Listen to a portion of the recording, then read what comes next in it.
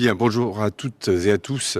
Merci d'avoir répondu présent pour ce petit point presse de méthode au terme des premières 24 heures de consultation que j'ai pu avoir avec un certain nombre de forces politiques représentées à l'Assemblée nationale et au Sénat, quelques jours après la démission du gouvernement suite à un certain nombre de problèmes partisans sur lesquels je ne reviendrai pas et pour lesquels j'ai accepté la mission que m'a confiée le président de la République au regard des 3 semaines, derniers mois de discussions, de négociations, de paramètres aussi de fond budgétaires et sur d'autres sujets, d'essayer de trouver un chemin. Et ce soir, je me rendrai à l'Élysée pour présenter au président de la République les solutions qui sont sur la table, si nous arrivons à trouver des solutions.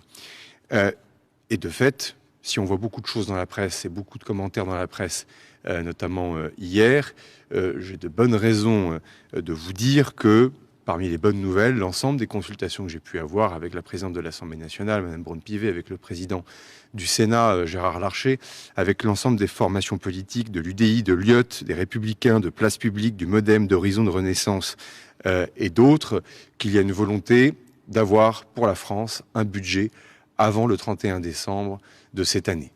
Et cette volonté crée un mouvement et une convergence, évidemment, qui éloigne les perspectives de dissolution. Enfin, ça ne suffit pas. Il faut évidemment que ce budget comporte un certain nombre de paramètres qui permettent à la France d'avancer.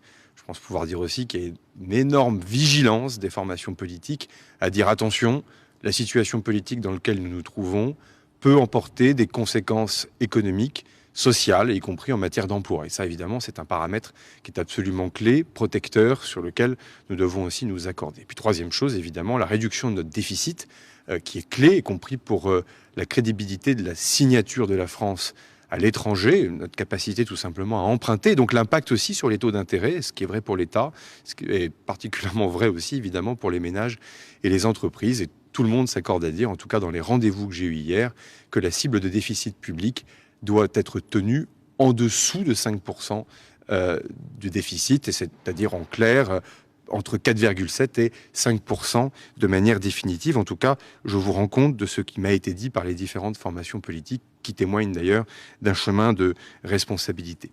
La Nouvelle-Calédonie, qui peut paraître loin de l'Hexagone, mais sur lesquels, vous le savez, des textes à prendre sont importants dans les jours qui viendront. Et malheureusement, la situation politique nous empêche de débuter les débats et l'adoption éventuelle de ces textes par l'Assemblée nationale et le Sénat. C'est un sujet de préoccupation majeur. Puis le troisième point, c'est évidemment la situation internationale au Proche et au Moyen-Orient, en Ukraine, la question sécuritaire, l'image de la France à l'étranger.